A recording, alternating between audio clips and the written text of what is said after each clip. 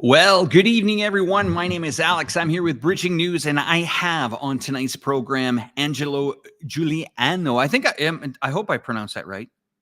Anyway, we'll get him on the program here in a moment, but I just wanted to tell you this is a very special live stream. We also have Catherine Chen, journalist here at Bridging News, joining us from Beijing. I just want to say a big shout out to everybody that has joined us from X. Thank you for logging in and checking us out tonight, as well inside China, as well as Bridging News Chongqing and Angelo's channel.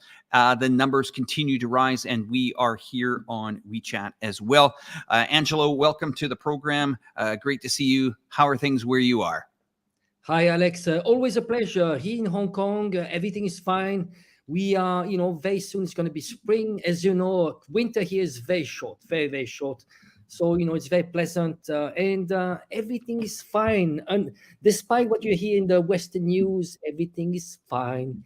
Do not panic. China is not collapsing. China is not going anywhere soon. It's still there. Everything is stable.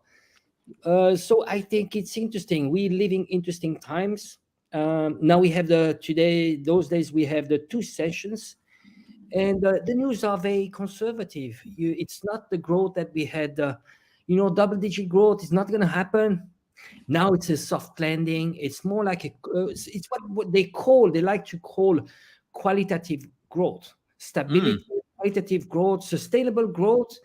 And actually, and China is still going towards the long-term goal of socialism. I mean, socialism meaning, keep in mind that, let's use other words because people are panicked. When they hear socialist, communist, people panic. What is it? No, it is a shared prosperity. Shared prosperity means there's a cake. Let's make the cake bigger. And let's make this society more equitable. Well, I think that's the direction where China is going to. And Xi Jinping is very clear. What China wants, the priority is very simple. It's a sovereignty, so we probably can touch on Taiwan. So Taiwan needs to rejoin the motherland. Then stability, peace, and stability. And into this stability, we will need actually to talk about geopolitics because China is getting bigger, and this is actually bothering the collective West. We are actually facing this what we call the Thucydides trap. Is the collective West going to accept that China is going to challenge their hegemony? Which, by the way, China is actually a peaceful emerging power, which actually is striving through peace and stability, while the West has been thriving through actually chaos. If you look at the history in the West in the last, since World War II, it's been actually thriving through chaos around the world and containing the global South. China is actually represented the global South, and we are living special times, especially with BRICS. BRICS is the revolution. People need to understand that China is actually leading revolutions around the world. BRICS, and also I think it's important to understand there's a project called the Belt and Road Initiative, One Belt, One Road, which is the largest project of infrastructure in the world, in world history. So it's very inspiring, and so we are very lucky, you and I, to live where things are happening. And it's not that we are fanatics about China, but what we want to give to the world is basically just fact, being very factual about what is happening in China from first-hand experience. So you've been in China for a while. I've been in China for close to 30 years, and I think it's important for us. That's our responsibility to tell the truth because China has been good to us. Chinese, we see things that are interesting, that are actually inspiring, that we could learn from China, and maybe we could work together. Why do we have to have those frictions? It's not a pissing contest, excuse me the language. No, it's about how we can build a world, this common destiny. Because ultimately, it's about common destiny. We are all being. Can we work together, and can we have this common destiny? And that's what China is actually leading, especially through BRICS and the Global South. And we have defining moments around the world. We have Ukraine. What happened in Ukraine was actually entering to new paradigm, that into a shift towards multipolar world. And now we see another front in Gaza, and we see probably they're preparing a front in Southeast Asia. So many topics we can touch on. Where do you want to Sure. go, Alex? Where do you want to Well, shift? now that I've got you on the screen, and I just want to say thank you so much for joining tonight. I mean, you are, I call the words of wisdom. You're very helpful in understanding and letting the average person really understand what is actually going on here in China. And what I wanted to ask you is, I mean, you're a finance guy as well. You've been paying attention to the financial markets over the last year here, and also you're really trying to get a grasp on where is China going to bring the world here in 2024. Have you heard much about the two sessions before I really educate our viewers what two sessions is? Because the average viewer might not have any idea what it is. But what have you seen in the headlines? We'll talk being in Hong Kong, of course, mainland China for me here. What have you read in the headlines here? And maybe what is not quite getting into the Western headlines, where maybe, doesn't matter how much good news comes out of China, they paint it in a different way. Maybe you can give me your perspective, because you got, both worlds here. You've got quite a bit of connections to Europe. So my question to you very clearly is, China has given us some very valuable information today. Is the West getting the message from China that China is ready to accelerate here in 2024? Give us your outlook. Well, the West has an agenda when it comes to the news on China. You know that part of the Western media are actually propaganda tools, so they need to depict China in a dark way. The reason is very simple. Some of them are actually funded by the US State Department from a Western government, and they are clearly antagonizing China. To give you an example, the US has a budget of $500 million only to produce negative news on China. So there's an agenda there. And I think also there's a strong bias.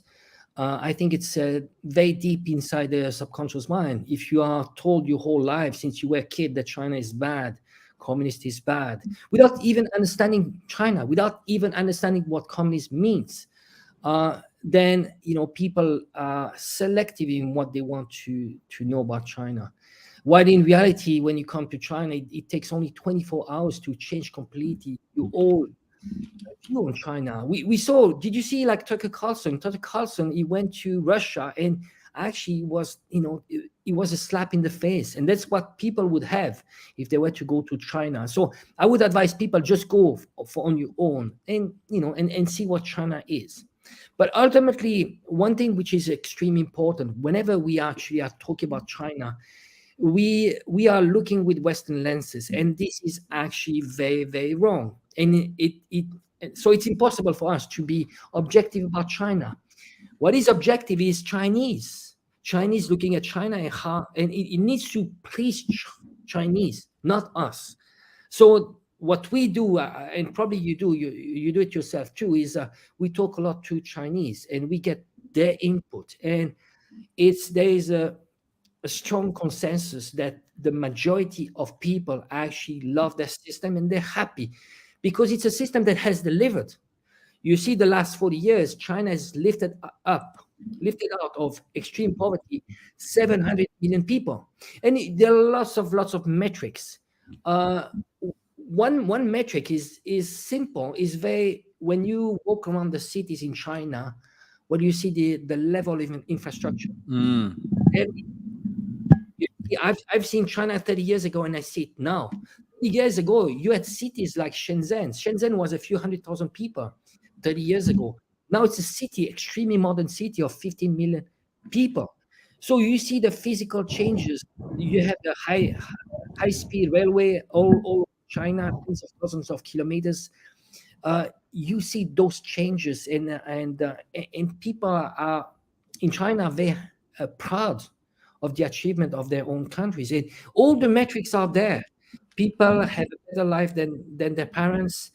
And to give you an example, just this is like insider stuff from China. They used to say they used to call it Sandajian. Sandajian was the three conditions, the three things you needed to have, and that's 40 years ago.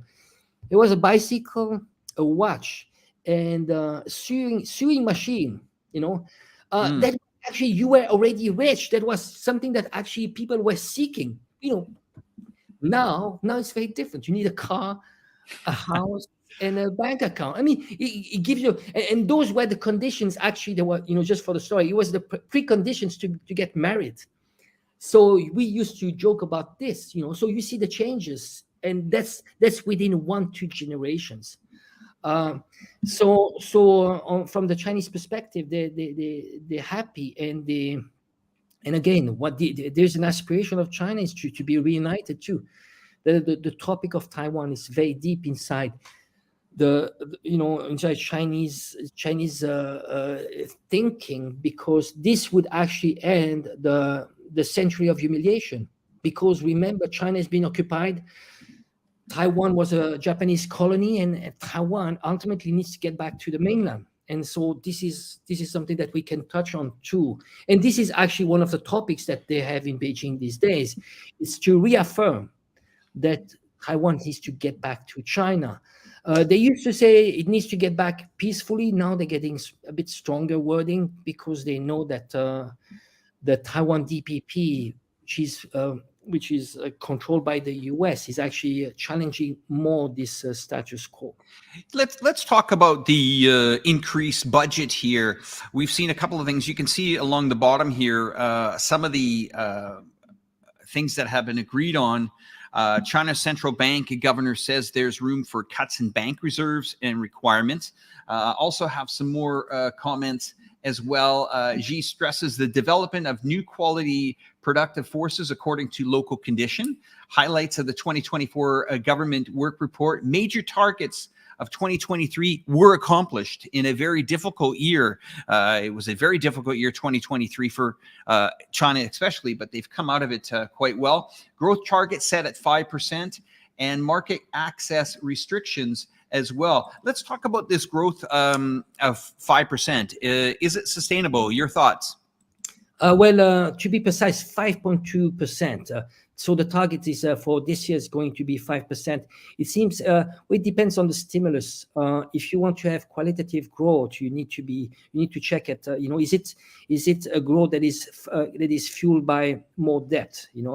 Unlike like in the US. So if it's qualitative, it needs to be to have some kind of be organic somehow. So they don't want to pour too much money, have too much like fiscal stimulus, because it needs to be sustainable. And they don't want to repeat the experience of the US, where you fuel you grow through debt. So I think it's feasible. It's absolutely feasible. There's no reason, but also there's one thing which is really important. People tend to forget that this is China's growth is very much correlated to the rest of the world's growth. So when the world is actually sneezing, well, there's, of course, there are repercussions in Chinese economy. So let's not forget that whenever we talk about growth, it's in GDP, it's not the absolute growth. It needs to be relative to the rest of the world. And when you look at the rest of the world, well, China is by far the country that is contributing the most in terms of world growth. I think probably the 5% for China, for the size of Chinese economy, it contributes to probably around 30% of world growth, which is massive. The rest of the world, it's very anemic. We have some countries in Europe that are in recession. And the rest, all the collective West has an anemic growth. And also when we need to also, this whole concept of GDP, we need to challenge that concept of GDP. A lot of GDP in the West is completely inflated because it's a financialized economy. Just because it's a profit-based, not purpose-based. And I think it's important also to look at the level of industrialization we have in the West and we have in China. China is probably 2 times more per. I mean, the GDP, when it's probably 2 times more industrialized than the West. The West is very much fueled by services and inflated economy. So probably my personal estimate is probably, if you were to do two adjustments on when we are talking about GDPs, the first one would be to adjust it to purchasing power parity. That's the first one. And if you do that adjustment, the Chinese economy is probably 30% larger than the US economy. And in addition to that, you need to adjust into like this inflated economy. We have the West, which actually is it's just a bubble. Probably China is 2 times the size of the US economy. So you see, I would say the only weak point when you look at the structure of Chinese economy, the only weak point that China has is its dependence on energy. And this is why when you look at geopolitics, for China, it is extremely important that to have those strong relationships it has with Iran, with Saudi Arabia, with Venezuela, and especially with Russia. Let's look at this comment on the screen here from Nicholas Byrne. It says, I heard that China produces close to 50% of its energy from sustainable sources. Example, river, dam, hydro, electric generation, which is close to the total U.S. production of energy by non-sustainable means. Now, the reason why I'm bringing up this topic and why I'm putting these comments on the screen, Angelo, is clearly people have to understand that when China does implement things, there is a plan in place. It's not parties that are divided or being funded by lobbyists to push through a certain agenda. China, when they get together, especially this 2 sessions, they put down their strategy. It's an important one. They go through all dynamics of the economy. They also go through the safety and security of their people that live in this country.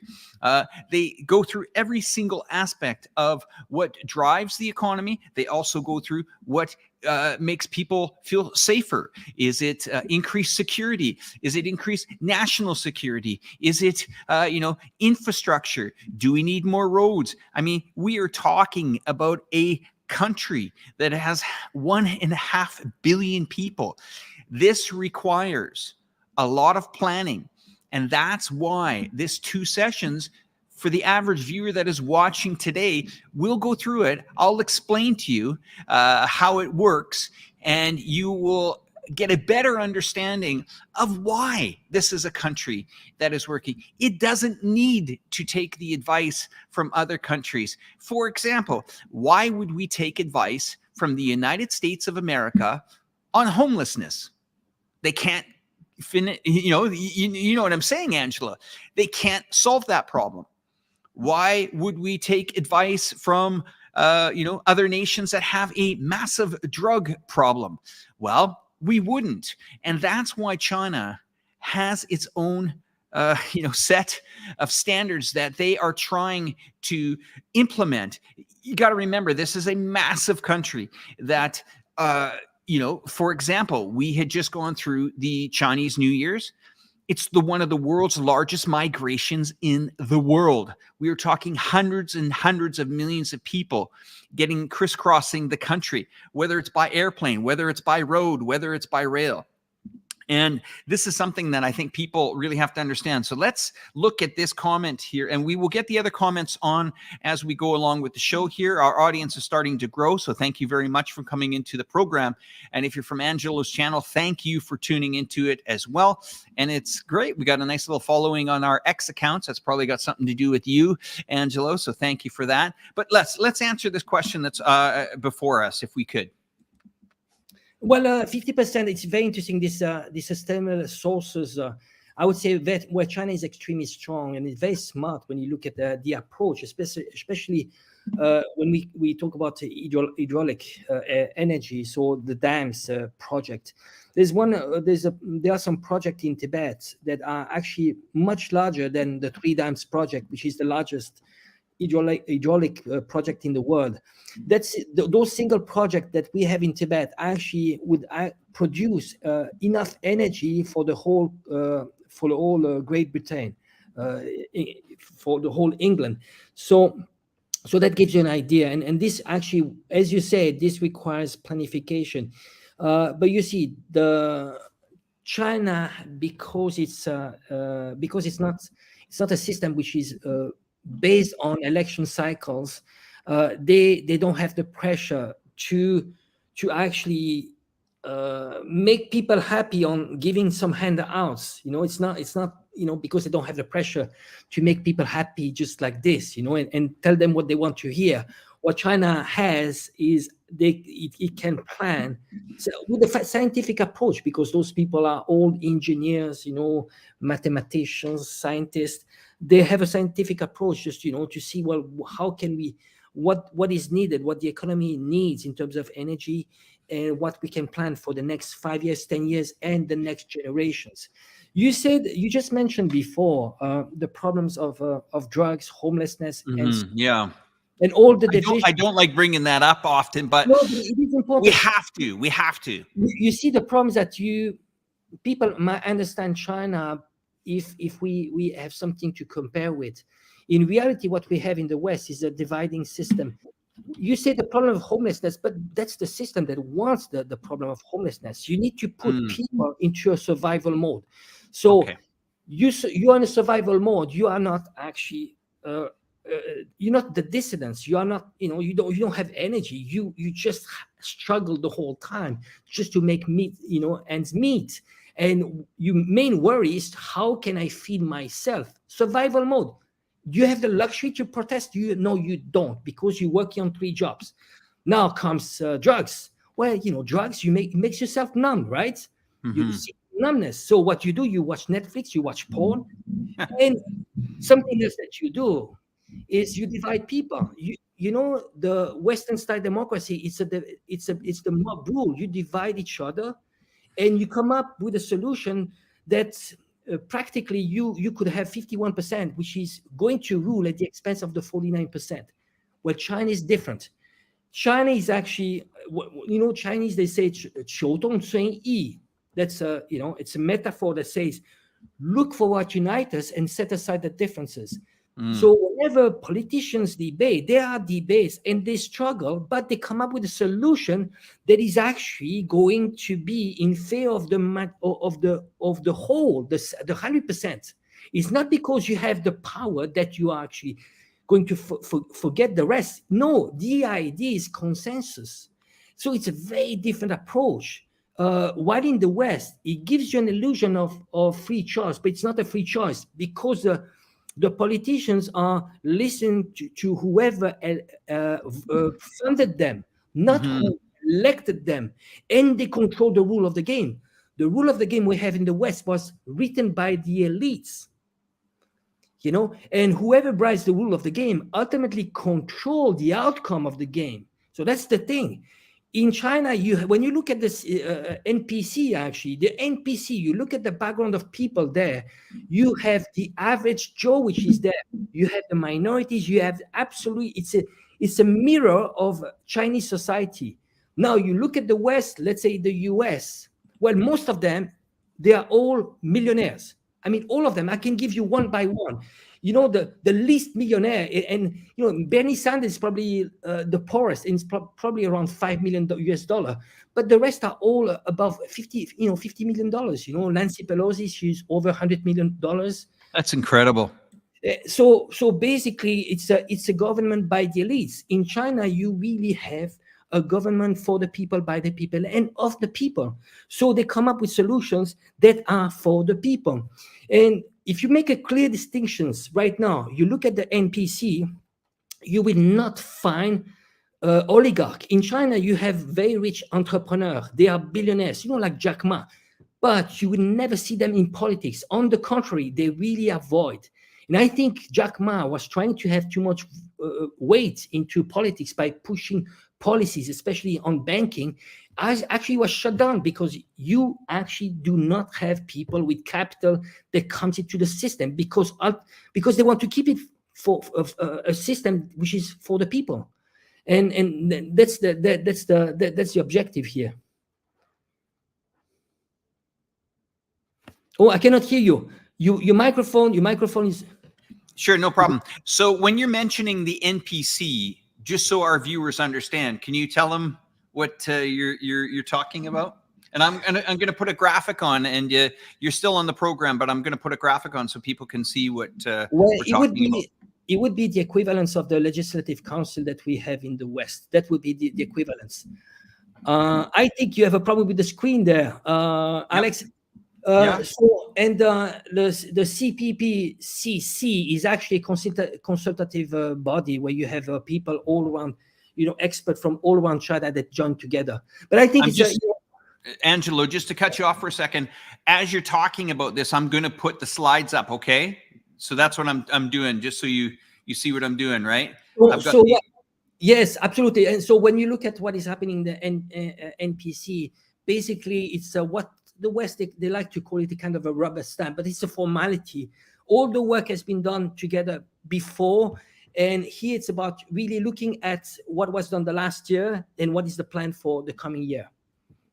So we're now looking at, just to give you an idea, the viewers, so they can really understand. And let's compare this to maybe the United States. So we got the CPPCC. We want the United States, or the people in the audience, to think of similar to like the House of Representatives, right?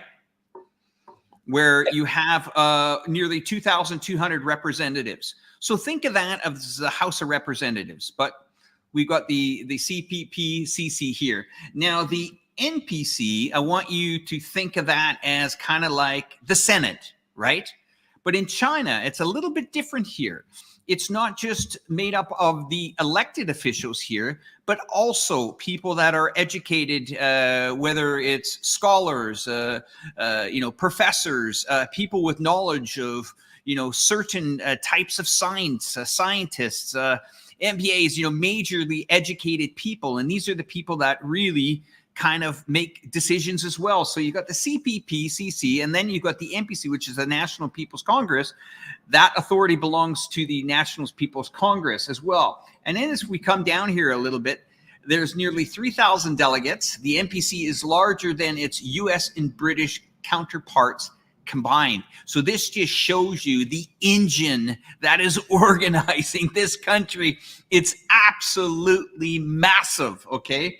And we'll go down to this other slide here, the largest parliamentary body, the third major difference between the NPC. And I'll just skip right back up to the top here. Although they begin just days apart, they are actually very separate affairs.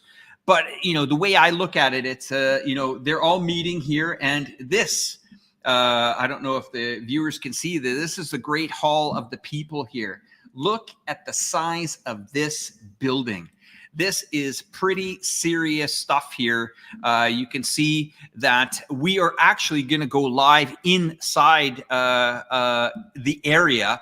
I think you know this, Angelo, that this is a very heavily restricted area right now. It is pretty much blocked off from, I think, all public for the next almost 10 days. Your thoughts every year when you see this event? Maybe you can share us your thoughts. Well, it's massive, but this is it's pretty much you need to put into the perspective of the size of China. China is not so much, it's a civilization state. It's a continent. So imagine just a continent. It's just massive. People tend to forget that the complexity, the diversity of China is extremely complex. So the events you have, whatever events you have in China, and including political events, that's a different scale. But what is important here is that you have people coming to Renmin Dahuitang, this building, that are coming from all around China, and this is the event. But it's basically you have to imagine the same as the yearly review you have in a company. So you had the set plan for 1 year. They come back and they say, well, what did happen? Did we hit the benchmark we wanted to hit? And what is for next year? But the good thing is that it is a scientific approach. You would never actually, in politics in China, you never have leaders that would come up and say, well, I'm going to promise you the moon. We are going to go to the moon. No, it's very simple. You know what? The West, in the West, but it's very cultural. They want emotions. Make me dream. I want to dream. I'm going to sell you a dream. Martin Luther King, do you see my dream? And the Chinese, they'll be like, oh, you know what? Why don't you, breathe a little bit, come back, rational, be pragmatic. Is my life going to get better? Are you going to deliver? What are you going to do for me? And what is the plan? And you have the politician is going to set up the plan, but on a scientific approach, saying, well, those are the investment. This is the return on investment. This is the fiscal plan, and we are going to stick to that. And guess what? Whenever you come at the end of the year, because they had a scientific approach, they actually match the target, because you have people that are not selling you what you want to hear. They are going to tell you what they are going to deliver. Big difference. Not what you want to hear, but what you are going to get. So we got a lot of questions to comb through here. I'm going to answer this one, and then we'll go on. I've got about 5 back-to-back for you to help me out here with Angelo as well. This is from David again. There are lots of concerns about the U.S. banking sector right now. The excessive derivative leverage will mean bank runs at some point. Funny that you mentioned that, David. Just last year, at this exact time, we see this news clip, SVB depositors to get their money as part of a Fed plan. As well as this headline last year, Fed announces emergency lending facility to shore up U.S. banks. Yeah, I truly, honestly believe that the derivative market is holding up a lot of these banks and S&P 500 companies. We just saw some major alarming news coming out of Apple yesterday that their sales have plunged in China. Okay, never underestimate the Chinese. When you back them again to the corner, you try to sanction them, you try to ban their product, you try to stop research and development from coming, you try to stop 5G coming from your country, you stop to put tariffs and sanctions on all these items coming to China. Guess what? They either reinvent the wheel or they find new markets with their partners and their friends. And we call that the Belt and Road Initiative, which has been spreading, to my last count, this summer when I was at the forum in Beijing on the Great Wall of China with, of course, Carl Zaw as well. And Carl, if you're watching tonight, hello. But it was over 153 countries that have signed up to this BRI. This is an investment. This is China branching out. It's not just China throwing money at infrastructure products. It's actually trying to educate these countries. For example, Africa. When they get into countries in Africa, of course, some of these countries need infrastructure because the collective West has pretty much either bombed or stolen the resources there. Well, China's coming back in. Now, yes, they might invest in roads or ports or railways. But what is interesting, when I heard some of the people speaking at this BRI forum this summer, is they were really saying, listen, Alex, we are actually trying to help banking facilities open and having branch managers like the olden days where you would meet your loan officer. I need to borrow $5,000 to start a laundromat. This is what they're talking about. The neighborhood bank, the bank manager, that manager that's meeting a client, that's getting entrepreneurial skills. And as this blossoms, these countries blossoms, and the West thinks it's a major threat to them. Now let's get to some of these questions right now. We have this one here for you, Angelo. GDP in the West is a deceptive construct. Gross national product gives truer picture of the country's economy. Any thoughts? This one's over to you, Angelo. I'll give you some example of there's an economist, French economist. His name is Charles Gave. What he says is that GDP in reality should be its energy, which is converted into the economy. So energy, which is added to with labor, and that should give you the GDP. Pretty much the rest is all inflated. I'm going to give you just a few indicators. When you look at the GDP, the US versus China, the healthcare position in the US, the healthcare amounts to 18%. In China, the healthcare amounts to 6%. Why you have such an inflated healthcare position is because in the US it's completely inflated. Healthcare in the US is profit-based, so they need to maximize the profit of the healthcare lobby. pharmaceutical lobby. In China, whenever you have companies from the West that comes to China with new project medication, they come to China, but in China, it's not the free lunch. They are going to be squeezed because healthcare is purpose-based. So that's one of the positions when you have and ultimately when you compare the healthcare in China and in the US, well, all the metrics are in favor of China. Infant mortality or life expectancy since last year in the US is lower than in China. Actually, in the US, it has been the only country in the world that has seen its life expectancy going lower. What does it mean? It means that you kids will live a shorter life than yourself. Can you imagine that in terms of human rights? So you have this financialized economy which does not reflect the reality. And I can give you many examples. Education is the same. Why do you think those kids in the US, they come out of university and they have $200,000 of debt? Because the education system in the US is profit-based, but it doesn't deliver the result it should be give you for the same dollar that you have in China. Education in China is much lower cost, but it delivers the level of education is extremely high, and I would say higher than in the US. Another difference between purpose-based, profit-based. Same as I take the example of the army, because sometimes we compare the spending, the defense spending in China and in the US. The US is close to $1 trillion. It's around $900 billion. China is around $300 billion US. But China has a single purpose of defense, and it's not profit-based, it's purpose-based. So you see, military industrial complex in the US is about maximizing. So whenever you have an economy, a whole economy, which is only focused on profits-based, and you have those lobbies that control politicians that actually they can price whatever they want because the politicians are going to help them, because they're funded by them, then they are going to maximize their profit and they are going to inflate. In addition to that, how do they fuel the GDP? Through debt. And how do they have so much debt? Because they have the global currency. When you have the global currency that you have imposed upon the world, you have what de Gaulle used to say, the exorbitant privilege of the global currency.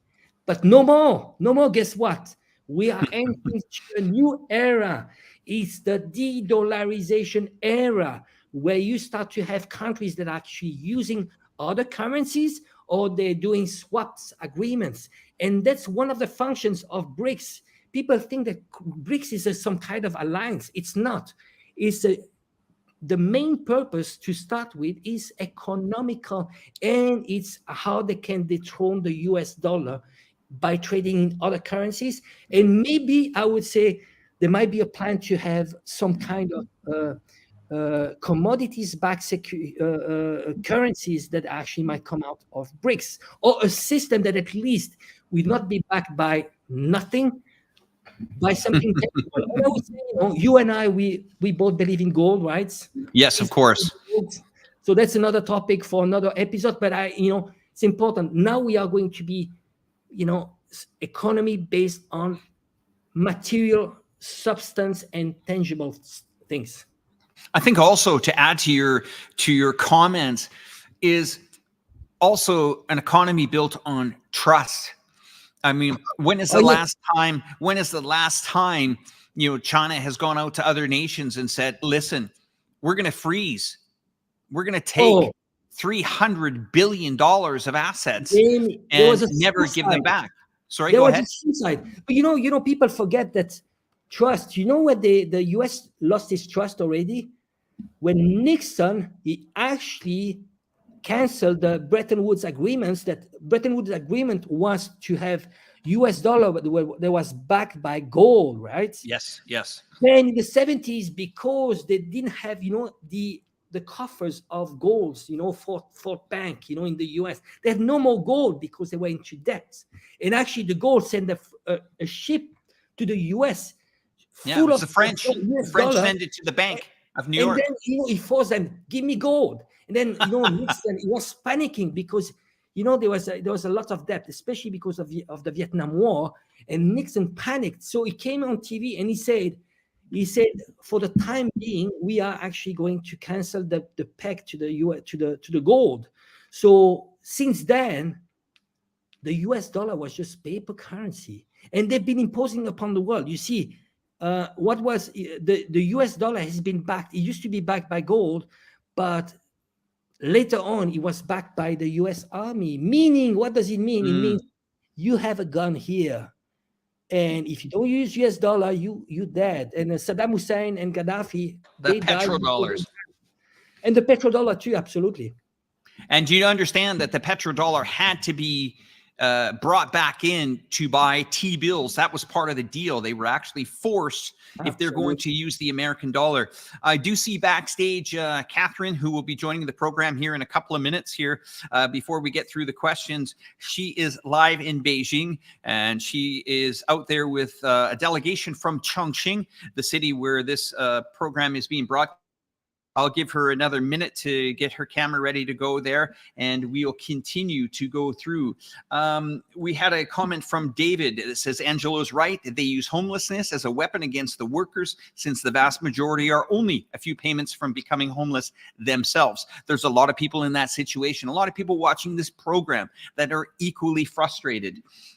Here we go on to Nicholas, taking advice. Good point. Check out how the EU Commission takes advice in general.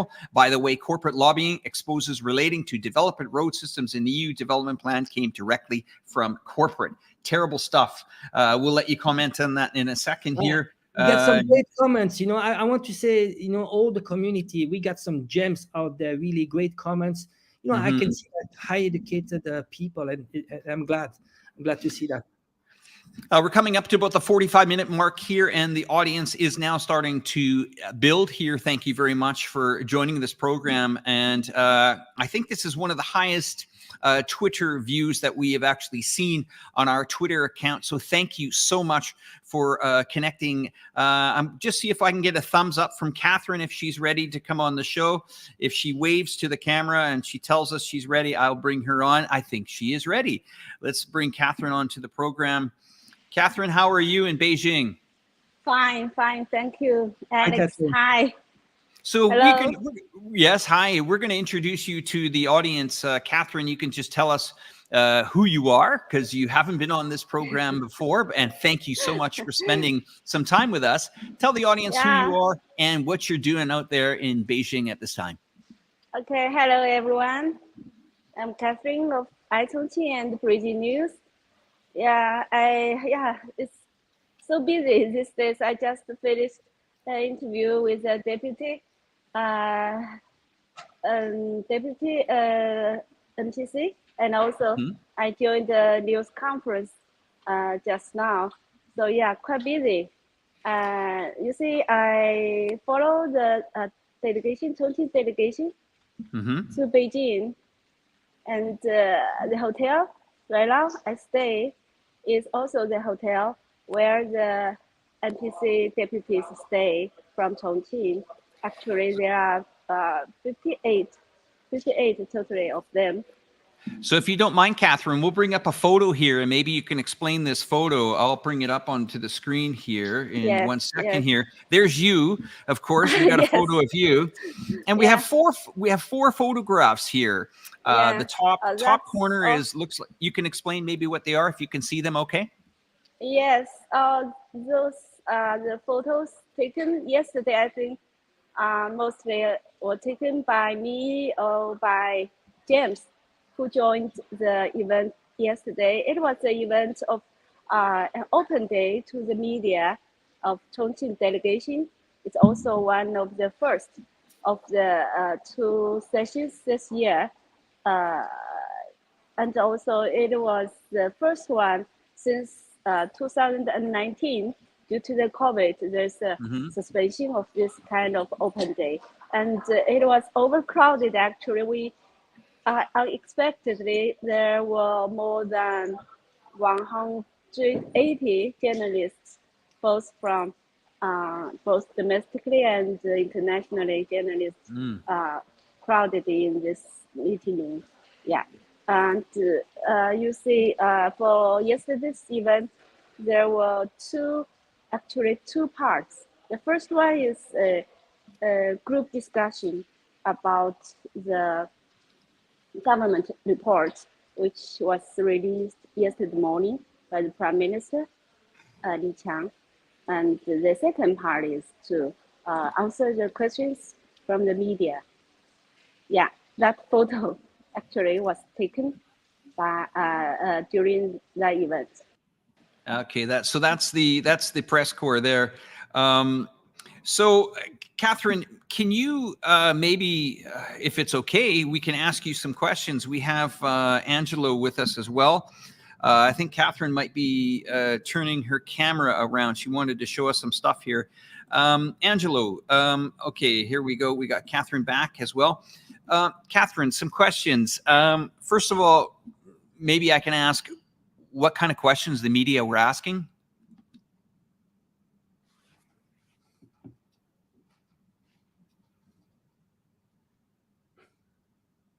I think we lost your sound, Catherine. If you could just connect back with us. No problem.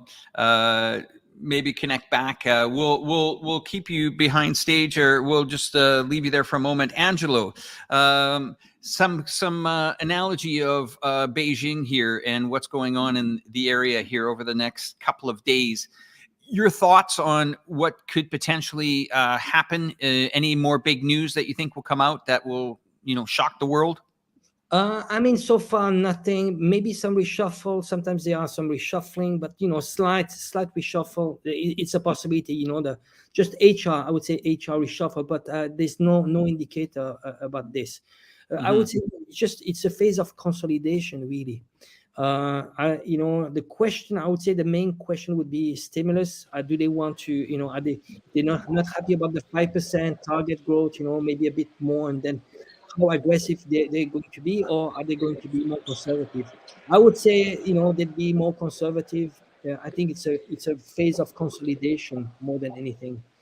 So, Catherine, I don't know if Catherine, I think she can hear you now. I think she can hear us. So, Catherine, you can hear us? Yeah, everything's good. So, we have Angelo on the panel here. Angelo is a geopolitical commentator as well, and he would like to ask you some questions, if you don't mind answering them for us. Go ahead, Angelo.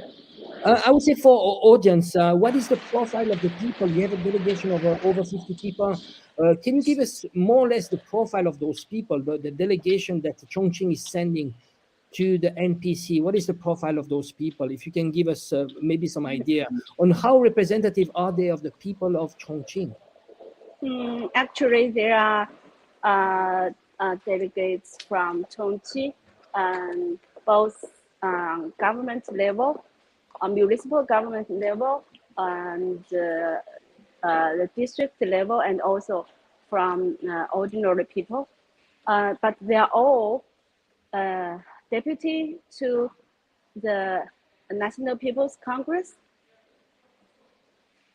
So Absolutely. 58 of them, I have to say, most are from the, from the grassroots. Absolutely. Yeah. I think this is the most important thing for our viewers, is that people need to understand that people that are actually be sent from Chongqing or from any parts of China are all, very often they can be like grassroots people, and sometimes we practically you have ordinary people that can be potentially be sent to the NPC, which so it's just to highlight this is very much like a representative. It's very representative of the people, average people in China. Yes, actually they do. So I just interviewed some deputies to NPC from Chongqing. Most of them, like scientists, like entrepreneur, and also a teacher, a school teacher. Even we have a taxi driver, yes, and the villager, the officer from village. So you can see that is amazing. This is an amazing information. This is extremely important for people to understand that you have people from the grassroots, average people that can stand potentially. So you have potential people that of a extremely high level, government level, but being close to an average person. It could be even practically a street cleaner could be potentially at the NPC, which is just amazing. Yes, actually they have group meeting together to deliberate the government report. You see, that's quite important thing. Yes, could you tell me what is there any review that you commenting on actually results on Chongqing, how Chongqing has been performing on 2023, the performance in terms of GDP contribution of Chongqing, the growth. Anything you could tell us about Chongqing? Actually, like the mayor said on yesterday's event, he mentioned about Chongqing. You see, last year our GDP has reached 3 trillion yuan already. And he mentioned that we set the goal to reach 4 trillion in 2027. So you can have the idea. Chongqing, as Alex often said, that it's the biggest, the largest city in the world. Actually, it has the largest population in the world. Yeah. Could you explain maybe the profile of Chongqing when it comes to China? Okay. Chongqing is what we call a 直辖市. Can you explain? Yes, it's a municipality under the direct supervision of the central government. It's located in the southwest of China, and also you can see Chongqing is also an industrial hub of China because it has the most sophisticated industrial chain in China. So that's why we now we are trying to boost our industries, especially smart industries in China. And Chongqing also, you see, it's international logistic hub in the Western China. We got the China Europe Railway, and to the northeast, and we have the IOSTC, International Land Sea Trade Corridor, to the south, and we have the Yangtze River Golden Way to the east. So you see. Yes, absolutely. It's a very important hub, and it's growing very much. I mean, the status of Chongqing as being a municipality having direct contact to the central government, it's been how many years? I think probably 15 years. It used to be part of Sichuan province, right? Yes. And then it was taken away. And how many taken away? Not taken away. No. How can I explain? It was kind of separate. I don't know how to say. No, actually, right now we have the twin city. We have Chengdu, Chongqing economic twin city.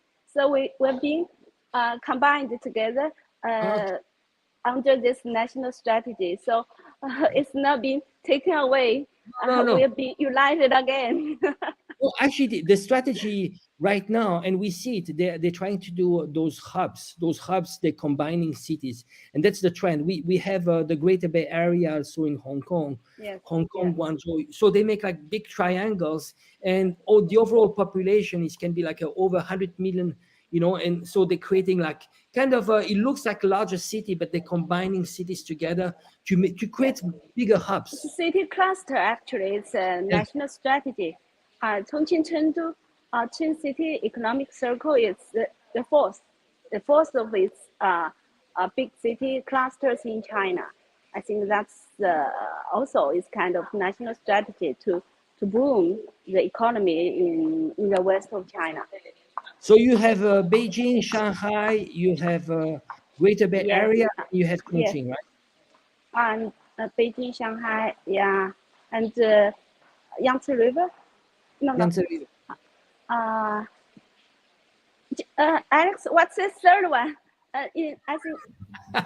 Speaking Chinese. Which is third one? He's an expert, actually. So we've discussed the. Of the Yes, city clusters. Yeah, The city city cluster. Which is the third one? I No, So we forgot got all of a sudden. Beijing, Shanghai, Greater Bay Area, and Chongqing, right? I think so. Yeah. Beijing, Shanghai, and also the Great Bay Area. Yes, Greater Bay Area, absolutely. Yeah, Great Bay Area. I believe so. Yeah, yeah.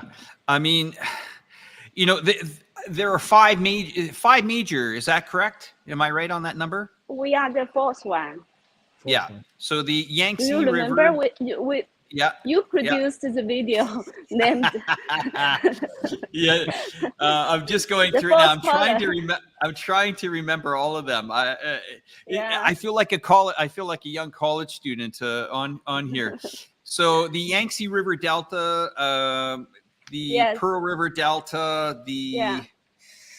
oh yeah, okay. One escapes me, and I feel like I'm going to fail an exam right in front of you, The Catherine. Greater Bay Area. The last one is the Greater Bay Area.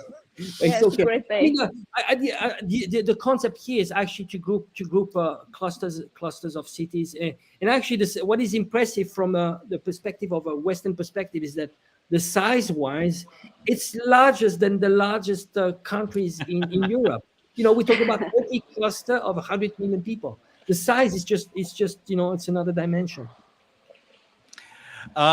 Catherine, now that I have you on here, where are you right now? Are you in one of the Actually conference in the hotels? hotel. Yes. You want to show us around? Can you show us around? Do you want me to give you a second to put your camera in the right way, I will or? try. Okay, all right, no problem. Okay. I'll put you backstage for a second. I'll keep an eye on your camera. You can take us for a tour. I'll just chat with Angela for a moment. I will try to shift No problem. the Okay, I'll see you in a moment. Okay. See you in a moment. Okay, see you. So that's Catherine Chen live on location in Beijing. Behind the scenes, I will call it as well. A little bit of a examination for me there. I think I almost had them all. I made a bloody video about it. Great to see everybody here today.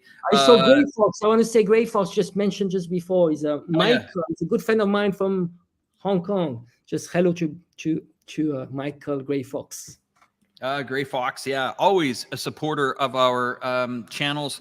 I think Catherine is ready to kind of show us around the area. And you got to remember, this is a very, very, very secure area here for the next week and a half, I can imagine. Let's just see. Catherine, are you back? Yeah. All I'm right. actually at the reception area of the hotel. You can Interesting. see. Absolutely. Yeah. Great camera work. It's a nice hotel actually. And I'm going to walk along this lounge and to show you guys.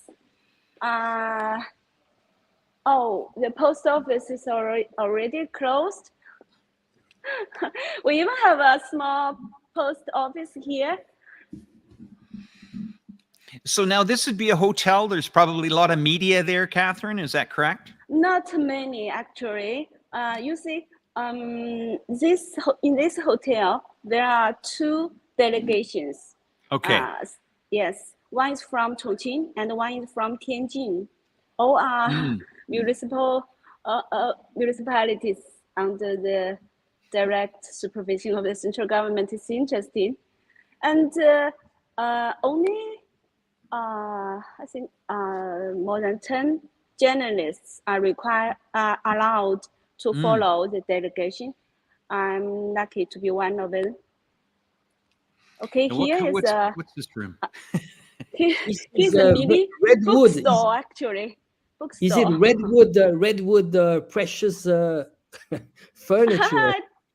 I don't think it's very expensive. No, but it looks nice, actually. Yes, it's wooden. Yes, for people that haven't been to China, yeah, inside hotels, it's very much like there's lots of natural stones, marble. I think it's one characteristic of Chinese hotels. A lot of natural stones and ceramics. Yes, a lot of natural materials, wood, and I don't know, maybe it's a jade here. Jade, Yes. that looks like Jade. Now, Catherine, is it really hard to move around in that area right now? I guess it's probably very secure with all these delegations going on. Actually, with my pass card, I can walk in this hotel in most areas, I think. Now that's you, but what about the average person in the city? No average person. Nobody can enter because it's it's very restricted. I think it's probably VIP. Absolutely. I've been to hotels where they were restricted, and I think it's yes. During this 2 sessions, the security is very, very strict. And here I show you guys about a report on. Okay, here is the target on the government. No, sorry. That's okay. I think is that tomorrow's? Yeah, I see the 7th is listed on there. So yes, we got the 7th. Tomorrow's is the agenda for the deputies in this hotel for Chongqing delegation. So okay. Tomorrow. Wow. That's busy day. There. Busy, yes, very busy. All the deputies, they have a very full schedule, and I think it's very interesting that even they are very busy, they are very, kind to receive any request from media. Okay. We'll give you a second. Is your camera okay there? If you want a second, we can give you a second and come back. Is it all smooth now? Is that okay? Yep, it's okay. Good. Someone said somebody just asked me if CNN is there, Catherine. CNN? Yeah. No, actually, but yesterday there were journalists from CNBC and from economics, and also some Japanese media. Yeah, but I think they are all the Western medias are all there. I don't. And also, there's no Western press in China, right? Can you confirm that, Alex? I think even the CIA-funded media are still present in China. I think it's not so much a restriction. I think even Voice of America, which is one of the propaganda arm of the US, is in China. So it's this relative freedom of media, as long as they do media and they don't do regime change agents, I guess. Now, there's something I want to mention, and most viewers can't see this back-end data like I can see it right now, and I'm seeing where the people are starting to come in and watch this show. But something's interesting here. Some cameramen still work here. Okay. You can see still work here. So what I find interesting about today's program is this is the first time that we've seen Twitter accelerate on our viewers. And I think that's got a lot to do with Elon Musk has really cleaned up Twitter and had it really focused on other parts of the world here. I'm quite astonished actually by the viewers that we've got coming in from Twitter, which is very interesting. It's the first time I've seen it like that. And normally, Angelo, of course, your help with Twitter, you find a lot more engagement on these types of events and these types of things that go on. I've seen you get, relatively heavy into conversations about these certain things. Maybe tell us why there's more engagement today on Twitter than, normally we have on live streams. What could it be?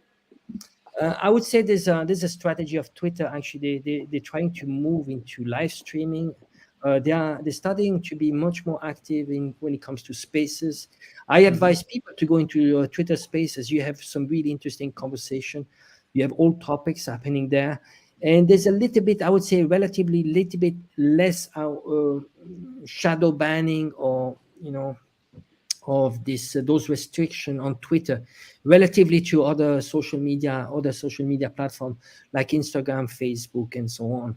But I would say there are still some restriction when it comes to some topics, sensitive topics like Israel, Gaza.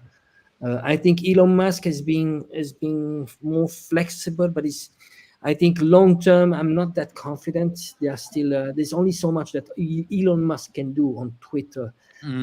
He's getting some pressure from the EU, from the US State Department. So I would say, but that's one of the very few places where we still have a voice. I mean, personally, my channel is completely demonetized permanently. I haven't had any explanation, and I'm not even mentioning Facebook and Instagram. It's just so I have nothing left right now than Twitter. But gladly, my channel is surviving. I don't know for how long, but at least that's the last channel that actually is allowing to speak out, sadly. Catherine, and sorry to hear about that, Angelo, but I think we got a solution for that coming up. The interesting thing is, Catherine, who decides the delegation that goes to Chongqing? Who makes this decision? You mean the the 58 people that went? 58. They were elected. You see, from different level. For the first, village level, they were elected directly according to law. So we actually have five level nationally. And Chongqing is the second, I think. It's a municipal level. So we have municipal and district and county and town, and the last one is the village. So quite a variety. Catherine, we'll give you a second to maybe you can turn your camera around and we'll have a chat here before we end the live stream. And it's been amazing here for a really interesting inside look in Beijing. Want to show you. Please. I just want to show you no problem. 2 studios inside the hotel. Quite amazing. Let's have a look. Let's have a look. One is from Tianjin TV station and one is from Chongqing. Quite amazing. I just visited their studios.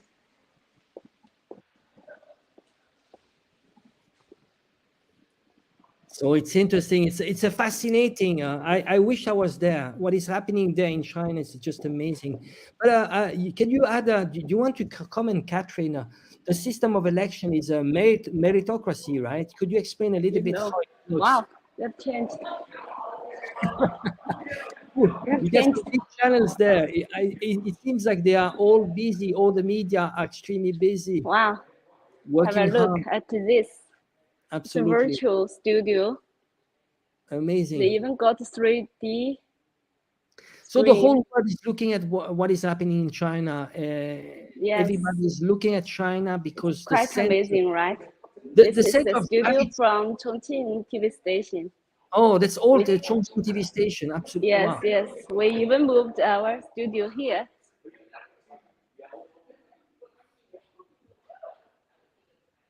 Okay.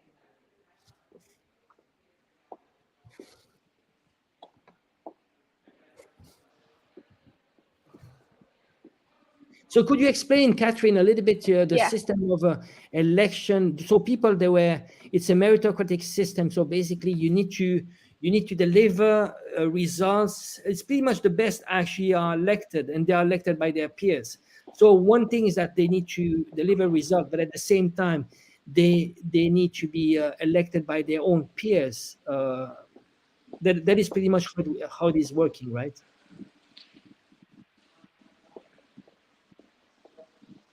Well, I'm not sure you can hear me. Alex. Yeah, I'm here. Yeah. Election. So, Catherine, did you hear what Angelo was talking about? Pardon? Angelo was asking a question. Did you hear what he was asking? Sorry, I didn't catch him. Repeat the question, Angelo.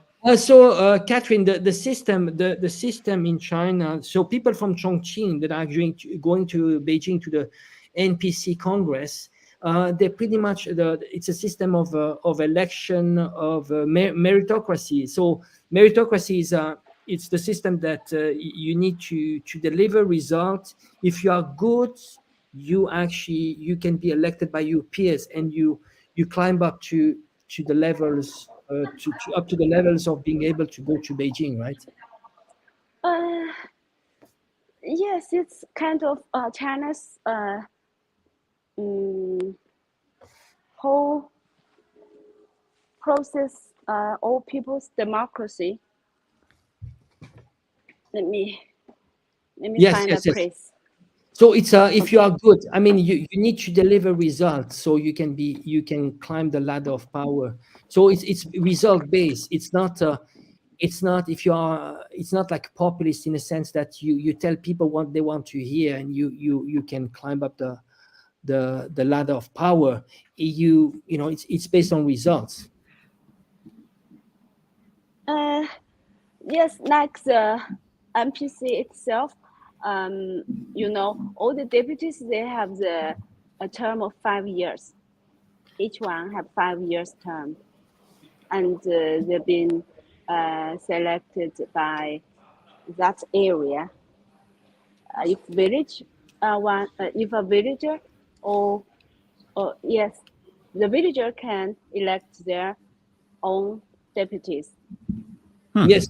Also, there's one thing is that at the village level, you do not need to be part of the CPC to be elected. Can you confirm that you don't need to be part of the CPC at the village level? Yes. So it's not necessary to be CPC. Absolutely, people, they tend to think it's all around the CPC, but in reality, no. Beijing, you have I think you have 8 more parties. How many more parties you have in Beijing? Of course, the CPC is centerpiece in the system, but they still allow other parties to be part of the. Sure, especially like the CPPCC, right, Alex? Yes, correct. Yep. Yeah, especially the Consultative. For that part, you don't even need necessary to be CPC. CPPCC, you don't even need to be part of a even politician. It's just a consultative body, so you can be just an academic, not being part of the political process, right? Yeah. So, Catherine, what we'll do is we'll give you a second to turn your camera around so that you can do the outro with us. Yeah, no problem. I know how difficult it is to be mobile, so I'll give you a second there. We'll come back to you in a moment, okay? And once I see you on camera, all right. So, Angelo, thank you so much for shouldering that, responsibility to help me out managing here.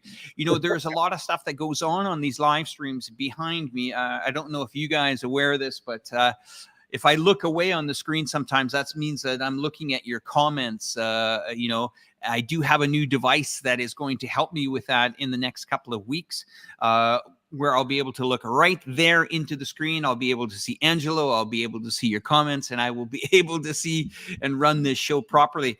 Angelo, I just want to say that, you have been a considerably amazing voice here for China.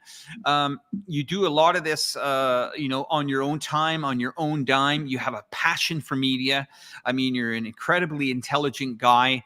We used to have some great live streams with Brian Berletic. I hope that Brian Berletic will get back onto the airs and do some Friday night live streams with us.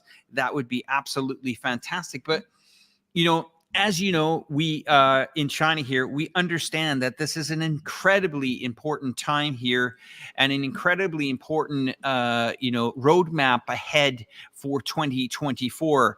And Catherine, I just want to say thank you as well for giving us a real good inside look on what is going on inside Beijing at this time during the 2 sessions.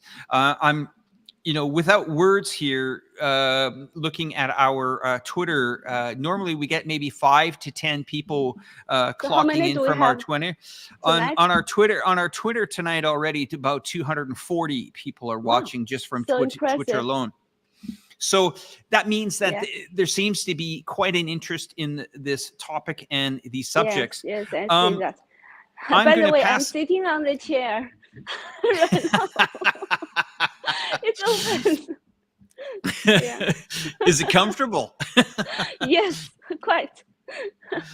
Um, Because I'm getting a little bit tired no for problem. a whole day now's work. Yeah. I'm going to pass the microphone over to Angelo. Angelo, Catherine's there for any more questions. If not, have a quick chat. You guys talk about it, and once you're done, we'll wrap up the show. Sure.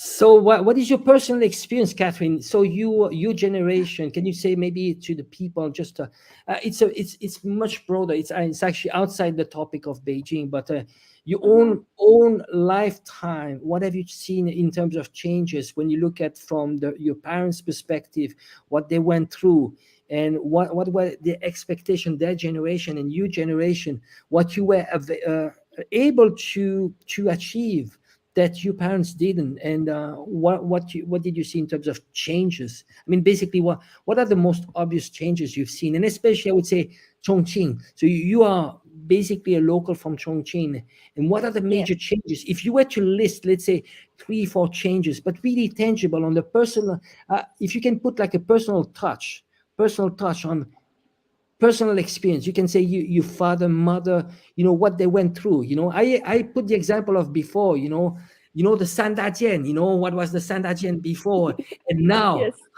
How dramatic. Having a bicycle 40 years ago was a big thing. Now it's different. So all those expectations from your own perspective as a Chinese, your generation, can you say something about this?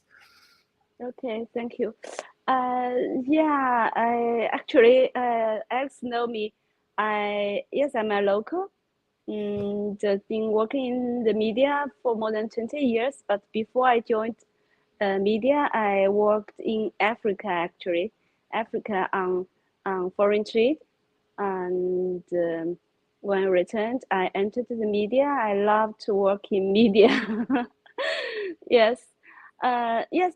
In my, especially, I think in the recent 10 years, especially after the Chongqing municipality turns into a municipality under the direct supervision of the central government. That's what you call the separation from Sichuan province. Huge changes we have witnessed.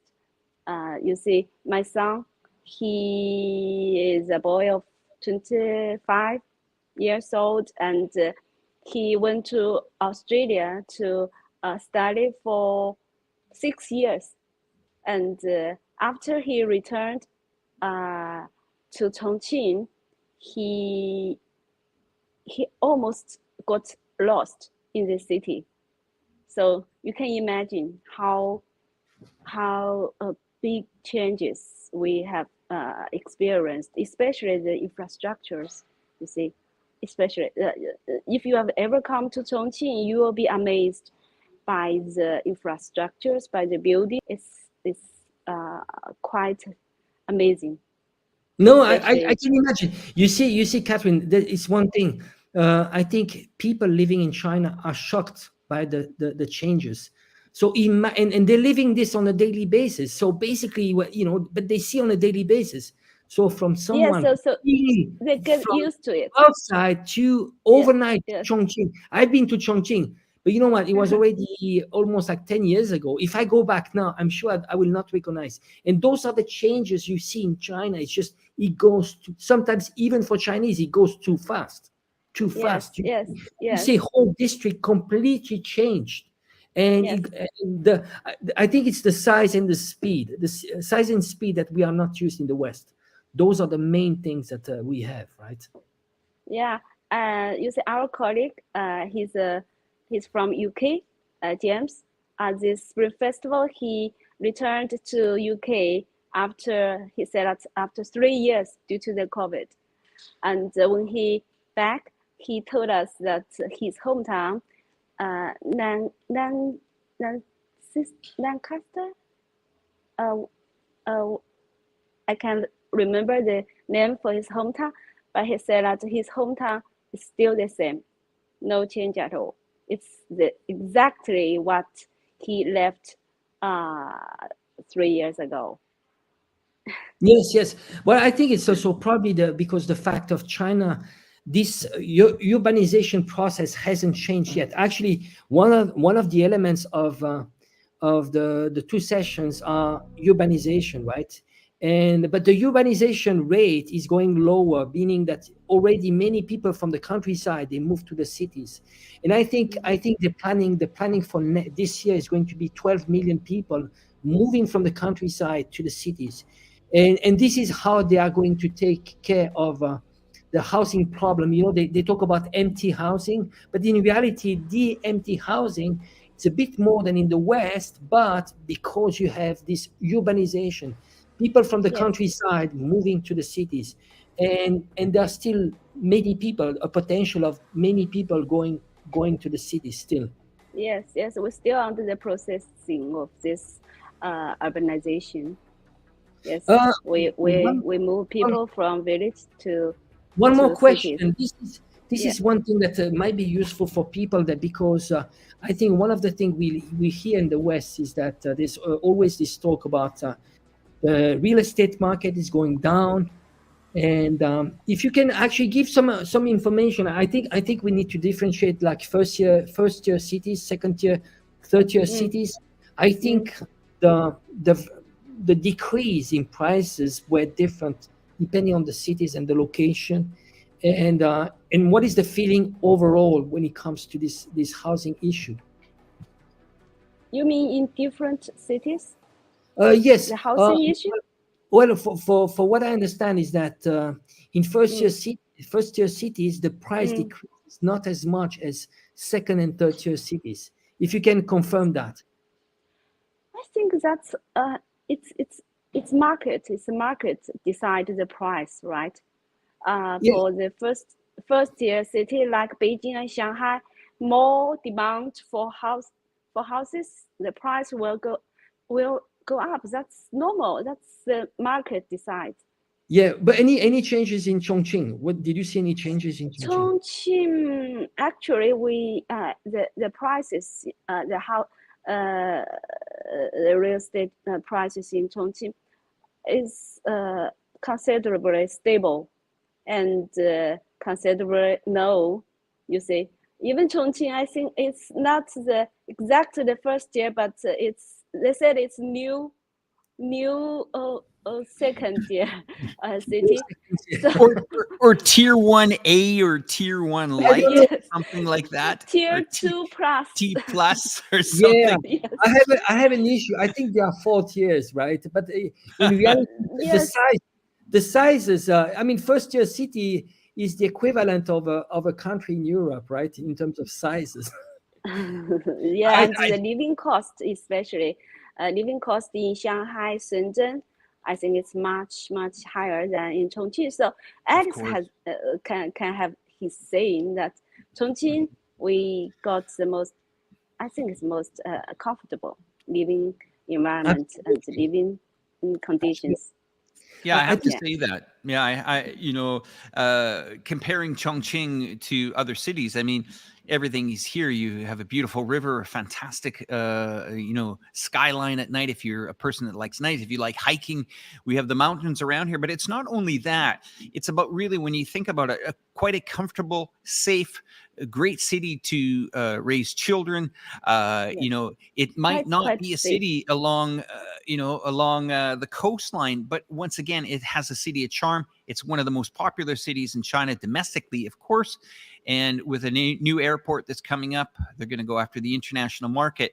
And as I've said many, many times on this show, you have to come here to see it, to actually believe what's happening before our eyes here. It's amazing to share the screen with all of you guys tonight. I want to thank you very much. And Catherine, thank you so much for joining us as well. I lost you. No, you're back. Alex? No worries. Yeah, we got you. I think we still got her. No worries. Let's give her a second if she can see us. 1 sec. Okay. You got us. All right. No problem. Yes. So, Catherine, we're going to let you go. We know that you have a big day tomorrow. Thank you so much. And I have to tell you, You broken the Twitter record, bringing you on the show. That means I'm going to get you on way more shows when it comes to bringing in the Twitter account. But over 370 people coming in from Twitter. Never seen that in 4 years here. Yeah. But fantastic. Thank you, Alex.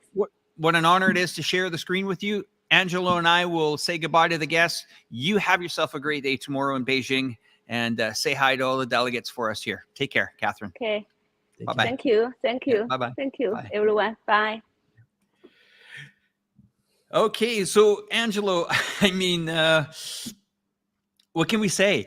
Normally we have a lot to say on geopolitics. I think today is once again, a wake-up call for the collective West here. Here's a country that has faced tremendous amount of uphill battles here over the last couple of years. We know what's going on in the world with challenges. Other people, other countries decided to put their people's lives at risks. This is, a relatively very safe country. I lived during the pandemic through this. And now we are seeing the positive side of what China is capable of when they get together and they organize and they come up with a game plan that will really make decisions for the younger generation moving forward. I mean, your analysis of this has been spot on. I've known you for a few years. I've met you in person just recently. And once again, everything that you're talking about here and the way you describe it to the Western media and the Western people that are watching it, it makes sense. It's hard to sit down with somebody who has a closed mind where they'll say, yeah, but this is what we do in America and this is what we do. China doesn't need to follow the American style. They don't need that. They don't have a problem with homeless people. Of course, there are some homeless people here, but they don't have it in the magnitude. They don't have major drug problems like the United States have. They don't have indoctrination like massive, school systems do in the United States, pushing agendas, whether it's Hollywood movie studios, whether it's, and we constantly hear, oh, but this is what America does. China should do that. China doesn't want to do that. China doesn't need to do that. China is on an upward trajectory. It's moving forward. And for people, you have to come here and visit this place to understand it. Look at all, Angelo, look at all the YouTubers that have come here in the last month and a half. It really makes those clowns in the United States, those I'm not even going to mention those guys' names, but it really shows, the word is getting out. As more content creators, as more people come to China and come here, they send back videos, they post them online, they tell people this is not what you're being told back home there. I totally agree with it. I got to tell you, the last 3 years of my life here have been absolutely spectacular. I've met great people. When I come to China, I was just in dealing with a family situation in Thailand on the weekend. And when I went back to Thailand, I felt this. It's hard to explain. Bangkok's a big city, Angelo. You know that, right? It's a big city too. But there's not that. I can't put my hand on it. When you get back to China, things are happening here. Can you explain what I'm feeling? It's in Chinese we say 这个议会不能言传. It means you can only experience, but you cannot explain. Those experiences you cannot really explain. It's the whole vibe. So you can feel it's a whole nation which is changing. And I think there's two assumptions that people get it wrong in the West. Is one that first one is China is not good for Chinese, and that's absurd, completely absurd. Oh, it's absurd. There's a level of tolerance here which is absolutely unbelievable. Actually, when you look at what we do in the West, is that we saying, well, we are tolerant when it comes to minorities and so on, and it's not, because we're highlighting the differences. We are focusing on the differences. So in China, if you are, let's say, if you are gay, there are plenty of gays everywhere, but they're not pushing this into your face. It's like, well, you gay, so what? So what? You wouldn't have that, same as religion. Religion, well, it's something intimate. There's lots of things that are intimate.